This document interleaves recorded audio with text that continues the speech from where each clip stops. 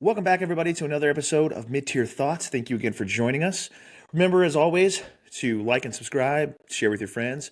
Definitely helps out the channel. You guys have been fantastic at helping boost our reach. We've reached a ton of people this year, and hopefully we'll continue to do so as we move forward. So, what are we talking about today? Well, today, we are going to get into a topic that affects everybody. So, we're going to kind of back away from some of the sexier stuff with the guns and gear and ammo, things like that. And since it is getting into late winter, early spring, depending on where you're at, what part of the country you're in. For example, here we finally got through our false spring into our last winter, and we will hopefully get into real spring here soon. If you're from the Pacific Northwest, you know exactly what I'm talking about. Last frost, for those who are not in the area, you guys probably know what that is. So we're quickly approaching the time to where it'll make sense to start all of our gardens and start growing our own food. So that's what we're talking about today, is we are talking about how to get food or grow your own food or food storage and such. Basically, the Minuteman's approach to food. So before we go any further, I do have to make a shout out real quick to Blackout Coffee, our faithful sponsor that has been helping us out fantastically through the channel. If you guys want great coffee at a great price and to help out, but not only us, but yourself, as they do support many Second Amendment causes and will throw their money where their mouth is to protect your firearms rights, then check out Blackout Coffee. Also, if you're worried about internet hackers, scammers, or anyone coming after your online data, then make sure you check out our other sponsor, Aura. Aura is normally our sponsor on YouTube, but we're also putting the link to their 14-day free trial down below in our description. So if you want to try them out and see if they're worth getting, then go ahead and hit that link down below. That definitely helps us out, helps you out all the way around. All right, so now that the ads are out of the way, what are we talking about? Well, today we're talking about food. We're talking about food storage, how to grow food, and of course, it's early spring where I'm at right now. I'm recording this in the middle of March, so we're going into our gardening season. So if, depending on the part of the country that you're in, you may already have seeds in the ground, or you may be waiting for that last fall, that fake spring to pass, and then be able to plant your seeds. So if that's the case, then this is what we're looking forward to. And so I'm a huge advocate for growing your own garden. Now, if you have the land and you have the space for it, you can grow a huge garden, all kinds of different fruits and vegetables that can grow year round, or at least through the multiple growing seasons that you have. And that's a great thing to have. But this is going to be a little bit more focused on those who have a little bit harder time. So for example, I live in a house right now where I am renting. The house I am renting, I don't necessarily have the area for a garden, a full on just rip up the yard and turn it into a garden. So what we've done is a little bit more creative solutions. So raised garden beds are an option, basically a garden table. Imagine a garden bed that sits about 3 feet off the ground, as well as the big pots that you can grow plants in. Those we have some that hang from the kind of the roof of our porch. We have some that sit on the porch. We have some sitting around the porch. We have the not the food tables, the seed tables, where you can basically have these garden tables, kind of like a garden bed, raised up off the ground, and different ways to artificially grow this food that's not necessarily directly into an in-ground garden, but we're kind of making our own garden through all these different pots. So with that, it's been kind of a learning cycle to do this. I grew up on a farm where we did a lot of farming up there, to where basically we just, planted everything in the ground and up it came. So doing this in a little bit different setting, in a setting where we can't necessarily rip up a part of my yard and make it into a garden, has been a little challenging and a little bit of a learning curve. So we've basically taken our time and kind of gathered the materials that we need, a lot of potting soil, a lot of the pots themselves, and for the seeds, actually I bought a seed vault about 10 years ago off of My Patriot Supply with one of their bundles of emergency food for a year or whatever. And it's just been sitting in my closet for a long time. I lived in an apartment for several years prior to this. Didn't really have the opportunity to grow many things. So we broke it out and we're like, all right, cool, let's try it. And I'm thinking well, it's been a decade. These seeds are either good or they're not. But they were vacuum sealed, and sure enough, everything we planted grew. So some of it died because of our own fault, but a lot of it was very successful. And they're heirloom seeds, so it's not like it's a one and done. The idea is these plants will seed themselves and then hopefully grow back again next year. But with that, basically we just ran down to the hardware store. We got a couple of the big clay pots, some potting soil, planted those and set them on our front porch in an area where the ones that needed sunlight got sunlight, the ones that didn't.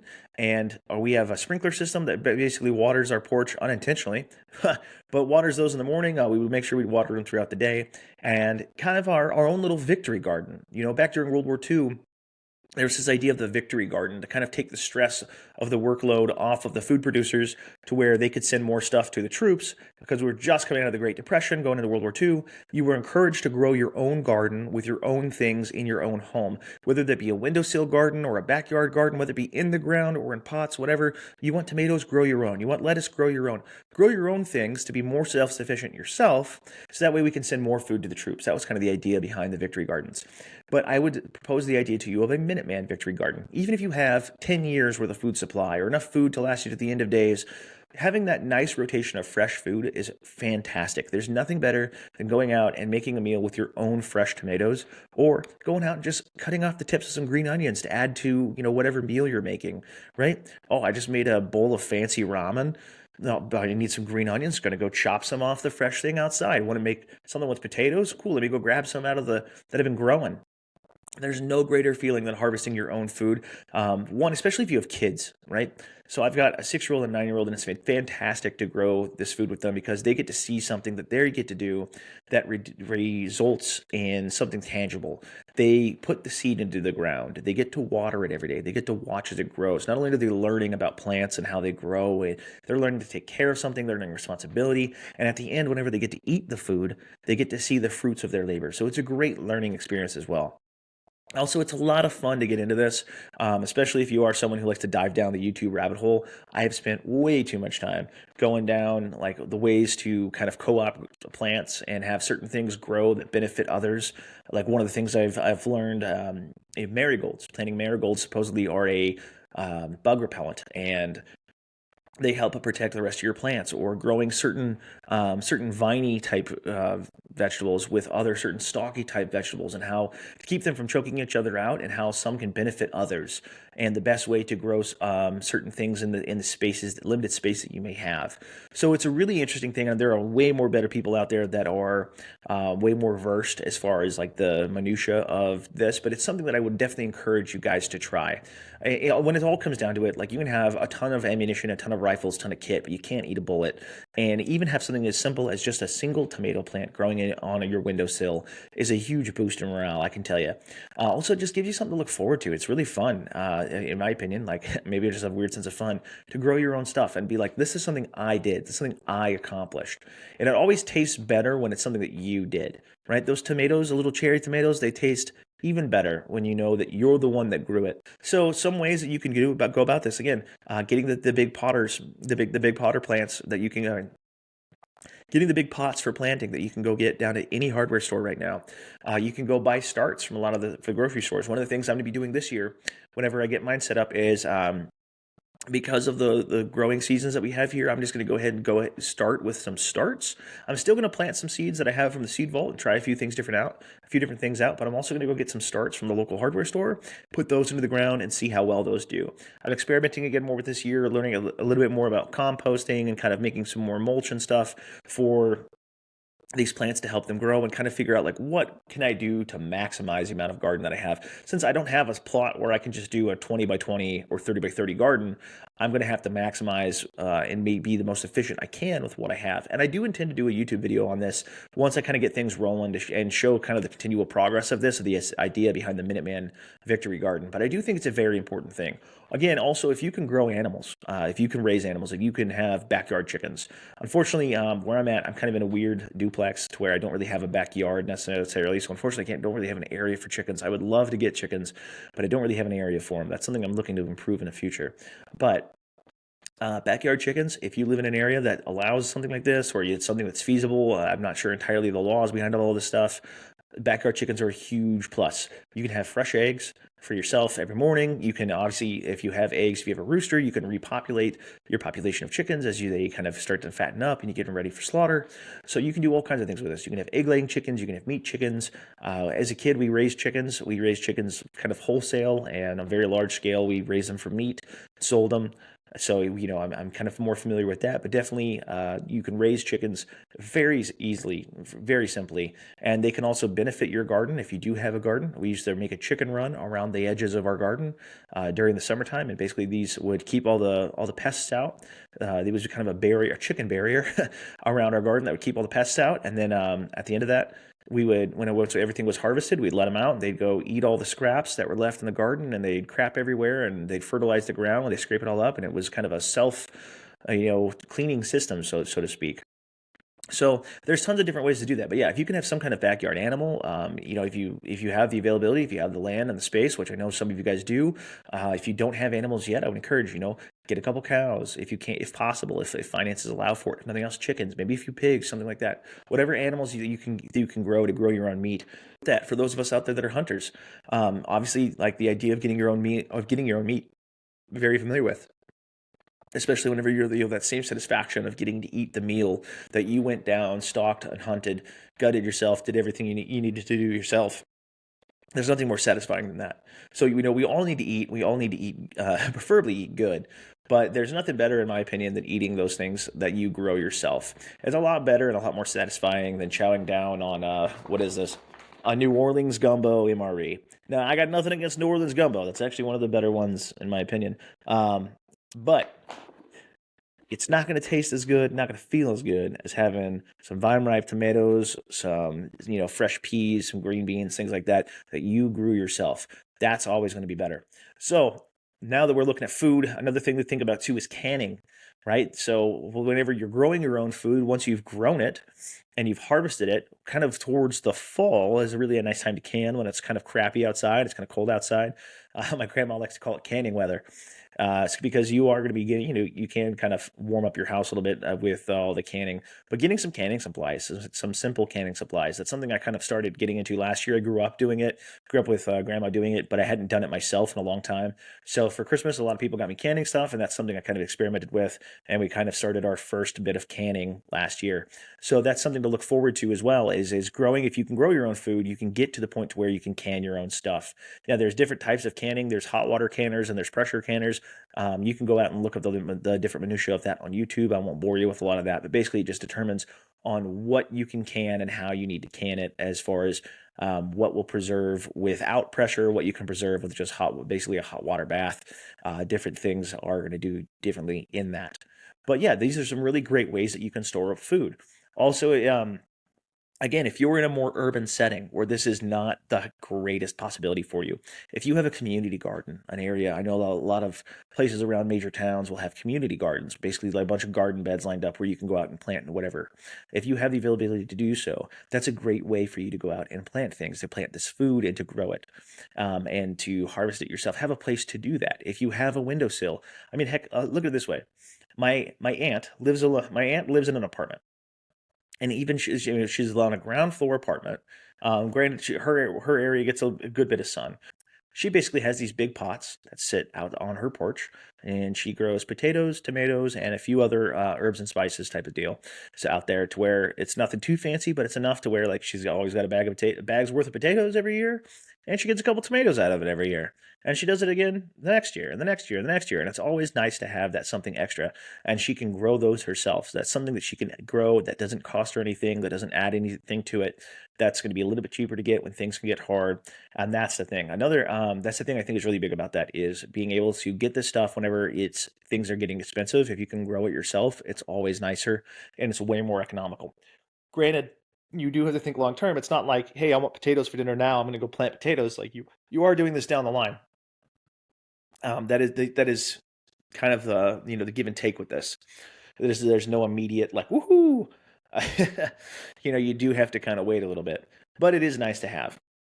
So another thing to think about too, is that if you have a group of you guys that are in a group together, if you all have the capability to grow something, right? It's a really good idea, in my opinion, to, hey, maybe you could designate certain crops, right? Depending on like let's say I'm going to grow just potatoes, and the other guy's going to grow just carrots, and he's going to grow just onions, right? So instead of us trying to grow a handful of onions, a handful of this and there and the other, we can all grow one thing, and we can swap it, right? This idea of like kind of a beneficial community garden. In Switzerland, the reason I'm bringing this up is, like, in Switzerland, they had this idea back during World War II to kind of help fight food scarcity during the war, is that they generally had houses to where you had 4 houses that shared backyards, kind of in a square, right? And the idea was, okay, you grow 4 things in your square, divided up into 4 smaller squares. You grow 4 things. So you grow corns, You grow corn, potatoes, carrots, and peas, and I will grow four other things, and then I will grow four other things. So eventually, we've got 16 things growing, and then we will all swap with what we don't have. Like, oh, I'll trade you some corn for some potatoes, or some green beans for some strawberries, things like that, right? These are really good ways that you can kind of build that community, and also, like, that's another thing too about this is like the idea of community building, is that if you are growing these certain things, let's say you get to a position to where, like, not only are you growing enough food and vegetables for yourself, but maybe you've got enough to go to the farmer's market, or maybe you've got enough to give to a neighbor, right? These are great ways to get that idea of community building without having to go to the militia side of things, or like the more militant side of things of, like, hey, how do you feel about the government, or how do you feel about the current administration, blah blah blah, or just like, oh, hey Beth, I saw you growing strawberries, I'm trying to grow strawberries myself. It's a great way to strike up conversation, and a great way to get into a community and to kind of find people who are already semi self-reliant and build up that sense of community through an entirely unrelated way. You would be surprised how many people are into gardening that are also into guns, gadgets, and gear, things like that, right?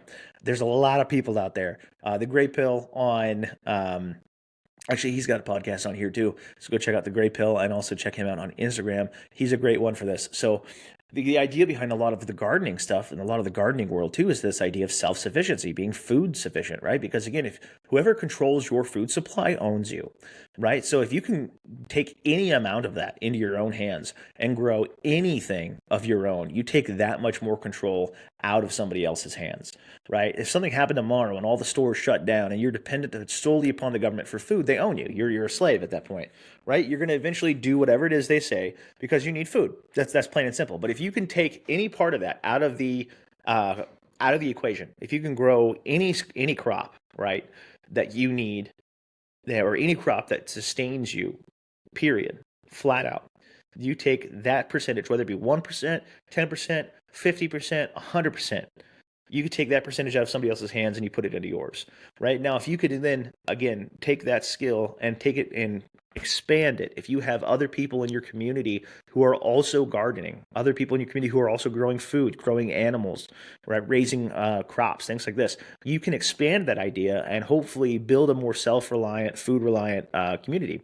A really good way to get into this too, if you're kind of intimidated by this, go to a farmer's market, right?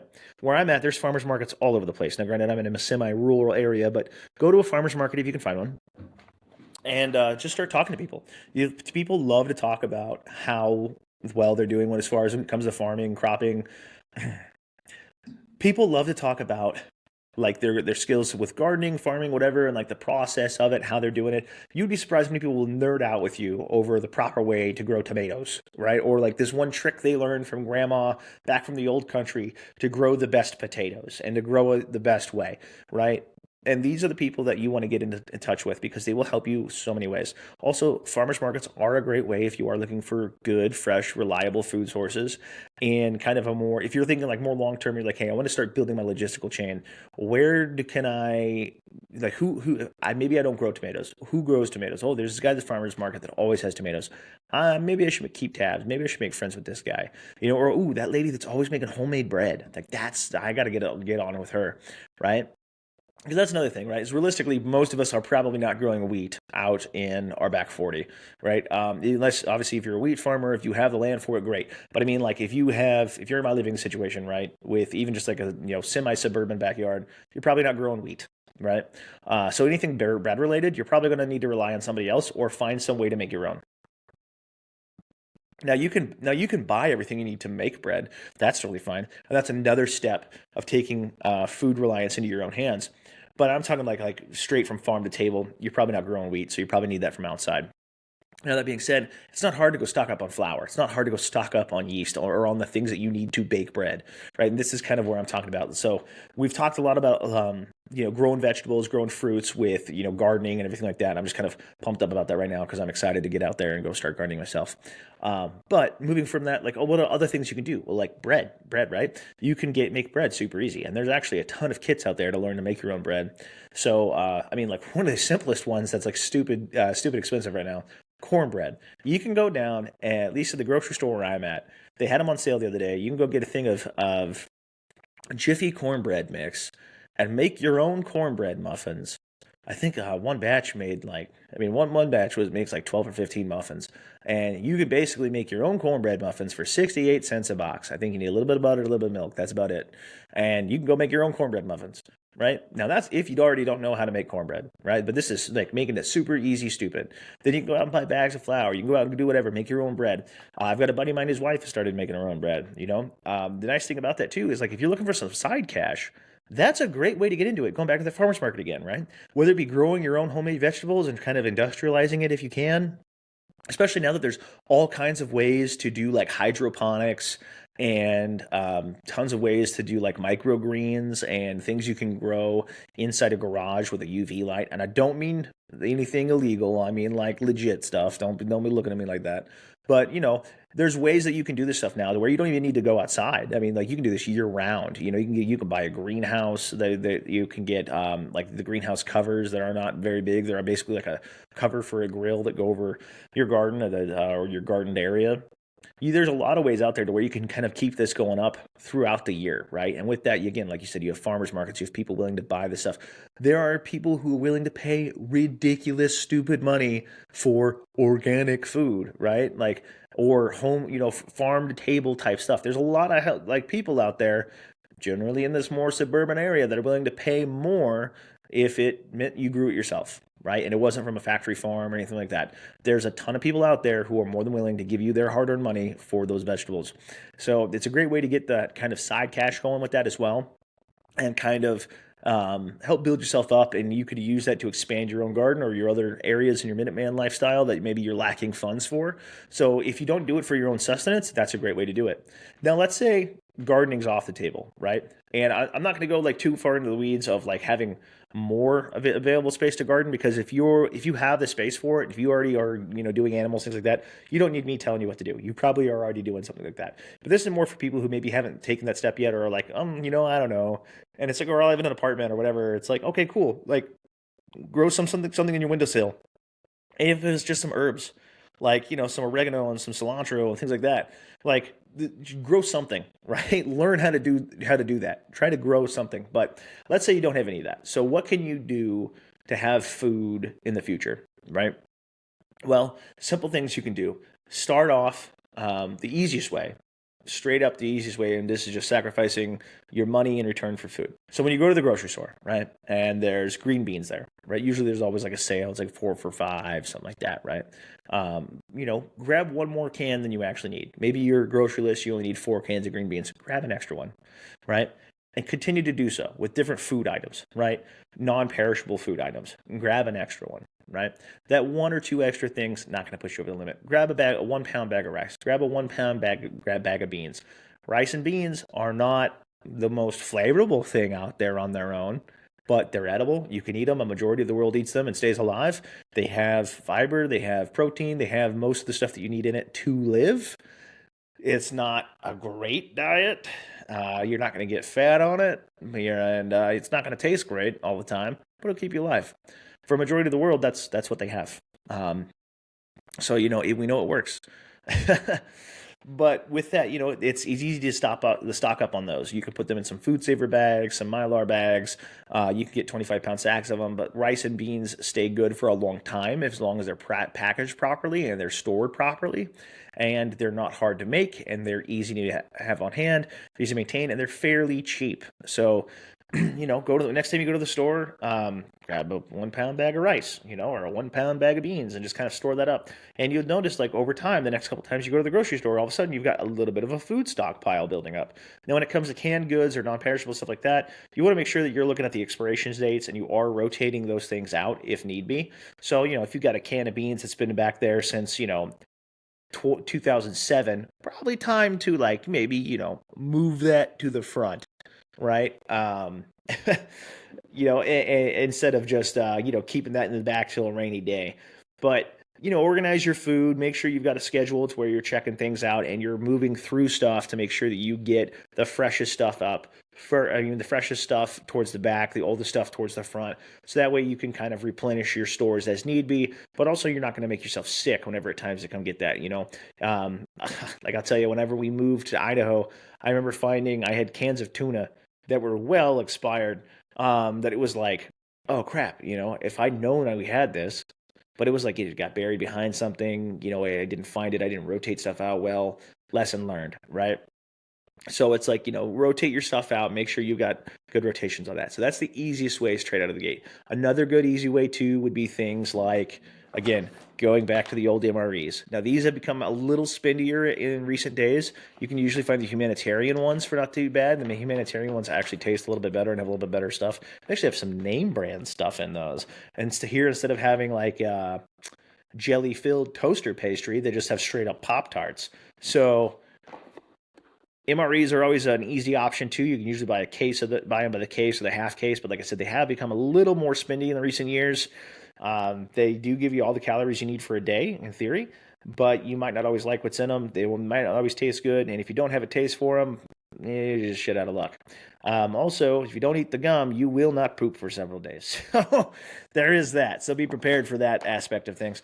But again, MREs are always a great, easy option too, as well as like these Mountain House meals. This is biscuits and gravy. We take this whenever we go to music festivals, concerts, camping, things like that. It's nice to have nice, easy meals like that. Sometimes I'll throw a couple in my pack for doing like a patrol type of thing. They're nice and quick, easy meals. They come in a bunch of different varieties. They have all kinds of. I think they had a pad thai one the other day when I was at the store. But they got all kinds of different things you can do with that. Basically, just add boiling water, hope for the best. But they're really, you can just eat it straight out of the bag. But they're really quick and easy foods. Another great one too is like my Patriot Supply, Food for Patriots. Any of those like freeze dried Mylar bag, long term storage survival meals. I think about, I don't know, probably about 6 months ago. I think it was. No, it was last summer. It was last summertime. We have boxes and boxes and boxes of these, for Patriots foods or my Patriot Food Supply style meals. And one day we were like, you know what? We've never tried one of these. We should probably try one of these to make sure they don't suck before, we depend our life on them. And so we cracked open a mac and cheese and a chicken a la king, and they were still good. Simply add some water, wait a little bit for it to boil, heat up, cool it off, and quick, easy meal, quick, easy to eat, and it tasted really good. So these are other options as well for you to kind of get store up some food. But again, the issues with these food sources is that they're all temporary. Even if you have, a million MREs, if you have enough food to last you 30 years, at a certain point, that food runs out. And that's assuming everything goes well. I mean, like, look at things like the hurricanes in North Carolina, or there was the fires in California, or where there was recently that really bad tornado down in Mississippi. And the issue is that now, all that food that you had stored up, it's gone, right? If your house is gone, if it's flooded, on fire, blown away, whatever, all that stuff is gone. Granted, your garden is probably gone too, but with the garden, at least you had the skill set of how to grow that food. It's funny, like this whole thing kind of sparked out of a conversation I had with somebody at work. And we were talking about like, hey, what if this happened? What if that happened? What would you do? And this guy's plan was, well, I'm gonna, grab my guns and get a packet of seeds and some rabbits, and I'm just gonna go to the woods and I'm gonna breed rabbits, and I'm gonna plant food in the woods. And it was like, okay, that sounds like a good plan on the surface, right? But it's like, what seeds are you grabbing? Where are you planting them? Like, did you ever think there's a reason why people don't just have massive gardens in the middle of the forest, right?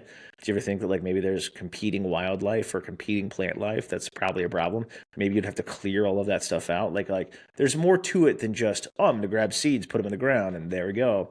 And I think a lot of people get to that. So that's kind of why I wanted to touch on this. But even if you have like 100 years worth of food, or 30 years worth of food, or 15 years worth of food, or whatever, right? If you have a ridiculous amount of food stored up, at some point in time, one, you're either going to get tired of it, your body's going to hate you for all this freeze dried food, or you're just gonna be dying for some freaking tomatoes. If nothing else, like, you're not even saying that your food's gonna run out, but even that is a possibility that at some point your food does run out, right? Especially if you're sharing it with people, especially if you start, building up the community and like trying to help out others with your food stocks or your food stores, right?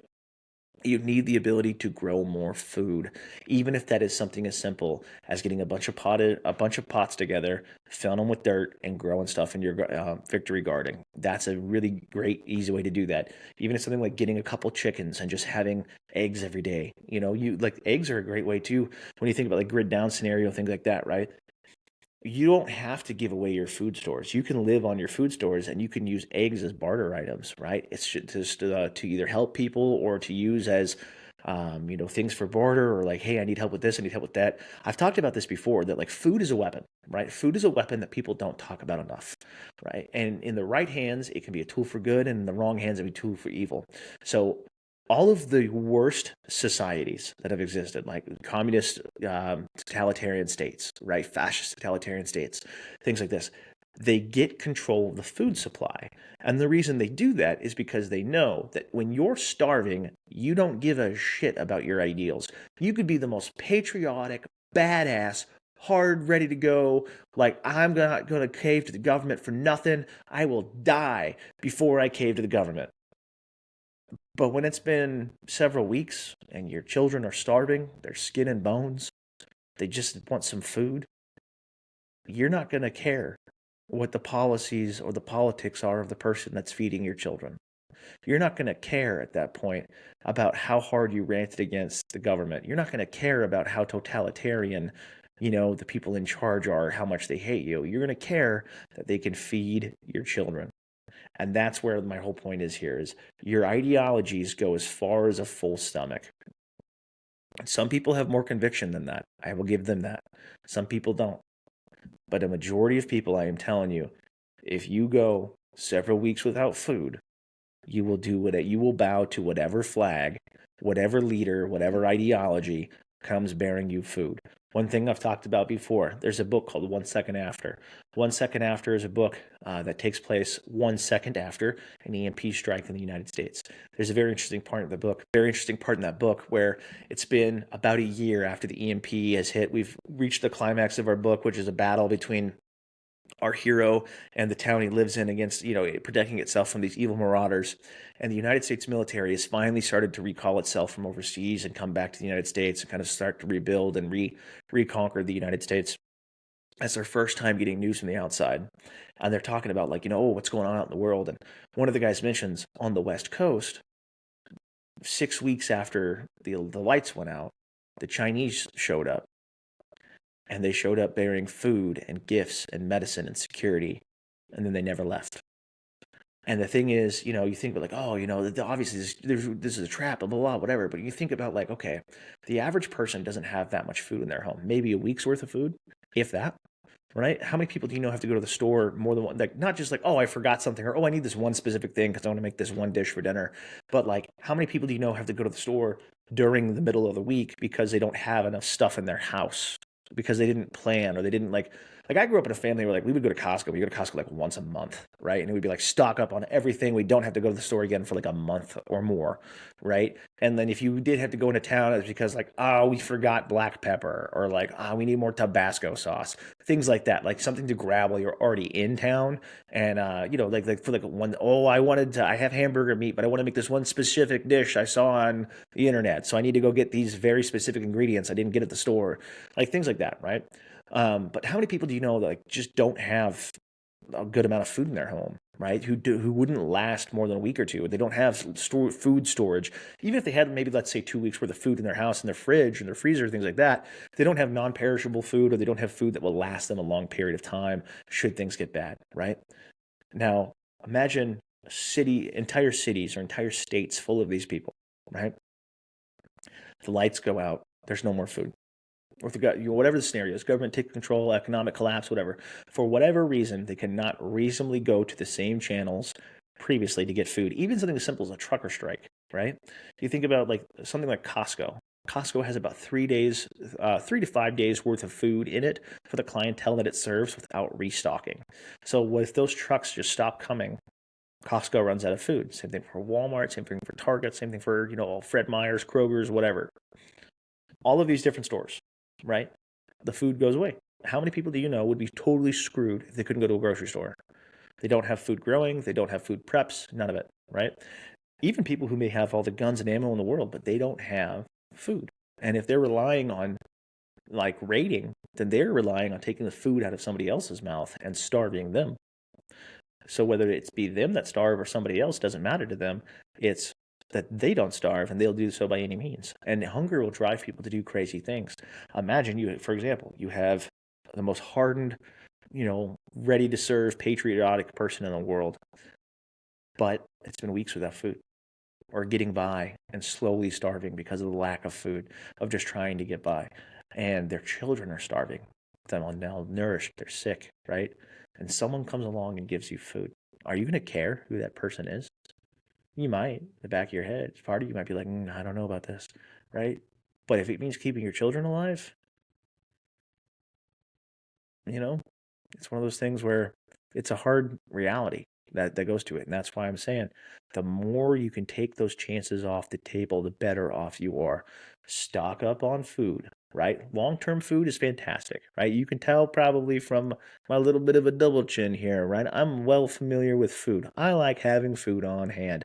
I don't want to go without it whenever the time comes, right? Rationing, sure. Go without entirely, that sucks. But think about it. Like, stock up on food, keep some MREs, keep some ready house meals, keep some long term food storage, stuff like this. Because as much as we're talking about gardening, the other thing to think about is accidents don't just happen during the harvest season, right? Just because you planted the garden, you still have to wait for the food to grow. You still have to wait for it to mature. You still have to harvest it, right?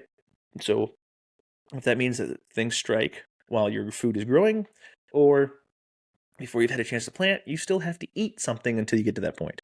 So having food on hand prior to that is a great option. So keep food and water on standby. The thing about that again too, food is a weapon. It can be weaponized for you or weaponized against you.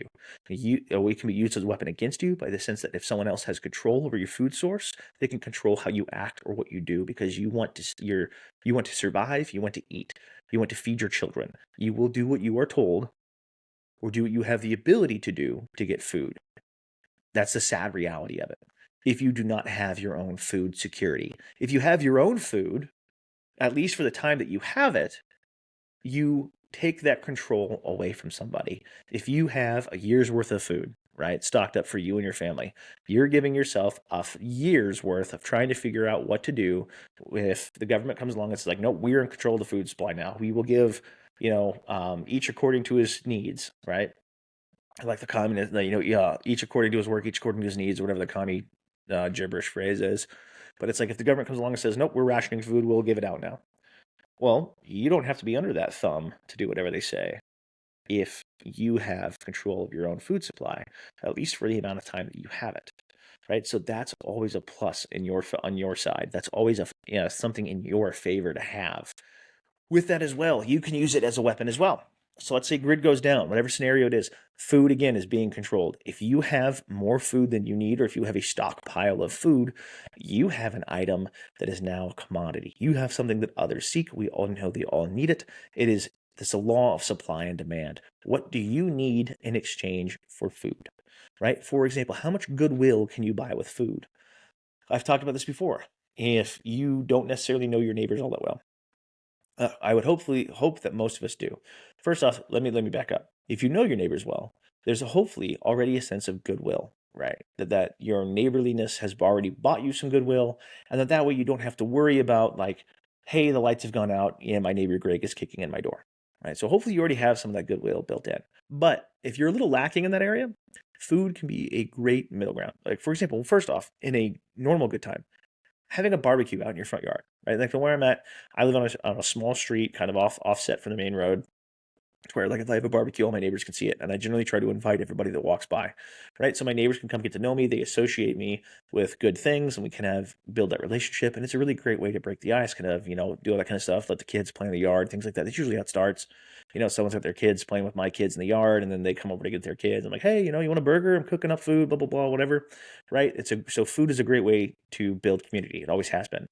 But it's a really great thing to have on hand where, like, hey, if things go down and your neighbor's not stocked, judiciously decide whether or not it would be in your best interest to share some food with them. It's going to depend on the scenario for sure for each and every person. But you might buy just some goodwill that could save your ass in the end, or at least buy you some favors. So that's something to think about as well, is that having food on hand, more food that you can actually eat, whether it be canned goods, whether it be MREs, Mountain House meals, emergency meals, anything like that, right? It's always a great thing to have on hand because remember, when it comes down to the end, you can't eat a bullet. So with that, guys, thank you so much for joining us for another episode of Mid-Tier Thoughts.